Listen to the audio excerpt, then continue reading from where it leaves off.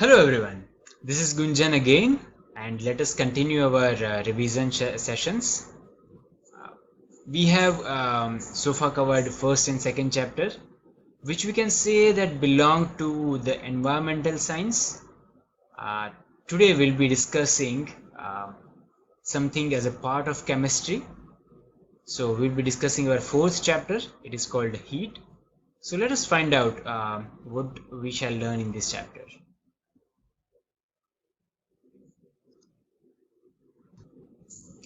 So I'm sure you guys know what heat is. Sometimes in summer days you feel so hot outside. During your winter days you feel so cold outside. There are certain food items that when you consume they feel so cool. There are certain items that feel so hot. Like if you have a cup of tea, it is usually hot. If you have an ice cream scoop, it is very cold. If you try to touch a frying pan, it's extremely hot. You might get burned. So why do we feel different amount of heat for each substance? So let us see what heat is. So heat is nothing but a type of energy. There are lots of types of energy, and heat is one of those type of energy. But why do we feel some substances very hot, some substances very cold, some we feel negligible, they are okayish, some are average. So why do we feel it? Let's see. So as mentioned here, you may find an ice cream which is very cold, a spoon in a teacup, it starts to get warmer, but let's see, it is not that hot or that warm. A fruit juice, we can say it is kind of normal. If you have a chilled fruit juice, it would be cold enough. But if you try to handle a frying pan, or if you try to touch the handle of a frying pan, I'm very sure it would be very hot. So how do you know whether a body is hot or it is cold? So it is very simple. If I touch a body, the feeling that I get, I can say that this is hot. If I get a cooler feeling, I can say that the body is cold. This is correct. But what happens is, every time it is not possible to measure the amount of heat in a body with your touch. And I can give you an example. Say for example, there is a hot body which is very hot, say around a boiling charcoal or a candle.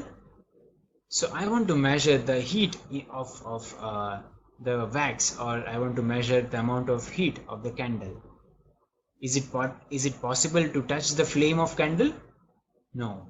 It is not advisable to touch the flame of candle.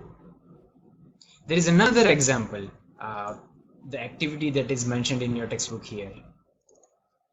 So what they have done is, we will take three different tubs or containers and we label them as A, B and C. So we have a tub with A, we have a tub with B, and we have a tub with C. Now on the first tub, we are placing our left hand, but we are making sure that this tub is filled with cold water. Another tub, we have tub B, which is filled with warm water, and I place my right hand into the second tub. I keep these hands in this tub for say 10 to 15 minutes. After 10 to 15 minutes, I'll take my hands out and I'll place them in my third container. What is in the third container? In the third container, the water is kept normal. So it is neither hot nor cold. It is somewhere between them. So as soon as I place my hands within the third water, my left hand will say that, hey boss, this water is warm enough. Why? Because this hand initially was in my cold water. The right hand, which was initially in my warm water or hot water, when I put it in the normal water, it will say, boss, this water is cool enough. I feel this water is cooler. The left hand will say this water is warmer. So I can say that there are certain situations where I cannot trust my senses. And it is because of this reason it is not advisable to measure the quantity of heat by touching it. So what do we do now? So scientists have created a unit for measuring the heat. We call it temperature. And I'm sure you guys know, or you might have at least heard this word, temperature. Let's find out more about the temperature. Now we know what temperature is. So the question is how we will measure the temperature. So we have an instrument called thermometer, which is used to measure the temperature. Now there are various types of thermometers. The one that you might have seen is a clinical thermometer. Whenever you might have fallen ill, you might have come across this scenario where the doctor would place this clinical thermometer in your mouth to measure the amount of heat in your body. And if the temperature is a specific value, the doctor might say, okay, you are good, you are having a normal temperature. If you are having a fever, the doctor will say you have a fever of certain degrees, you should take rest, you should not work hard. So this is known by this instrument called clinical thermometer. A clinical thermometer looks something like this. So this is an example of a clinical thermometer. As you can see, there is a bulb here and then there is a body of thermometer. So what happens is, when this bulb gets in contact with a body, the scale which is mentioned in the thermometer rises, and because of this we can read the value of the temperature. So if you look at this particular point very carefully, that is zoomed here in this square. So it reads that the temperature of that person was somewhere around 37. So I can say that the temperature of that person was 37 degrees. I'm still not aware about the unit. So to measure temperature, we have two different units. One we called Celsius, the another we called Fahrenheit. They both are different types of units. So let's see, how much can a clinical thermometer measure? So a clinical thermometer is usually used to find the temperature of a human body. Now a human body does not have a various temperature range. So my clinical thermometer can only measure certain amount of temperature. Hence it usually is able to find the temperature from 35 degrees Celsius to 42 degrees Celsius. Now on the other hand, I also had another scale. We call this scale as Fahrenheit scale. So for Fahrenheit scale, we have a range of 94 degrees Fahrenheit to 108 degrees Fahrenheit. A normal human being has a temperature of around 98 degrees Fahrenheit. But again, this can vary from an individual to another individual. So it might be possible that for you it might be 99 degrees Celsius, for your parents it might be 97 degrees Celsius, but as far as it is between the range of 98, we can say that the temperature of that person is normal. Okay. Now let us find how to read a thermometer, how to read the readings which is mentioned on my thermometer. So I have zoomed in this picture which is given in your textbook. So you can see that in this rectangle, in this blue bordered square, we have a 36 here and we have 37 here. And then you can see small markings between them. So if I try to calculate them, these are like 1, 2, 3, 4, 5, 6, 7, 8, 9 and 10. So I can say that between 36 and 37 there are 10 markings. So what is the value of each of this marking?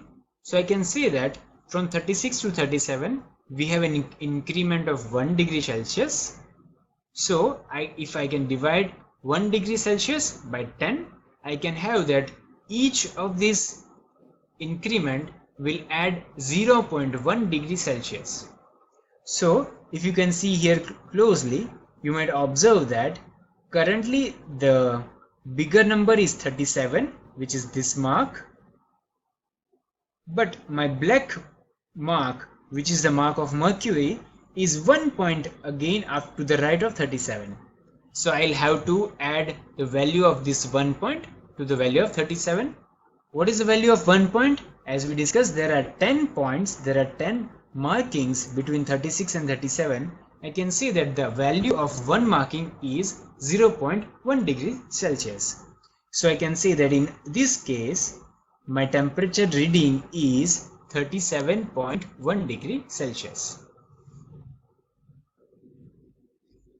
Now you might remember that during this discussion of clinical thermometer, we say that you can only measure the temperature within a range of 35 degrees Celsius to 42 degrees Celsius.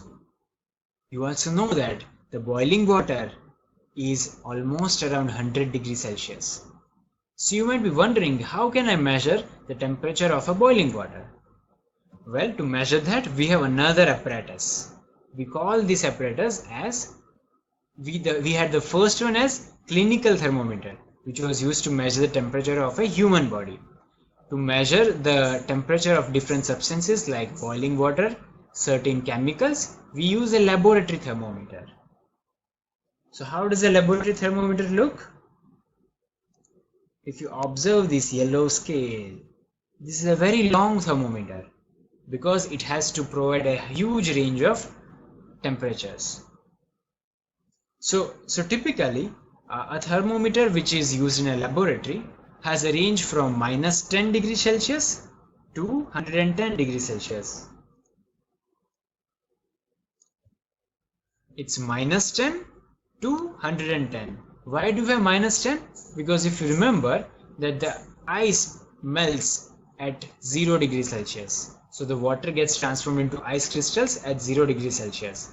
Also the boiling water starts as 100 degrees Celsius. So we have -10 degree to the left and +10 degree to the right.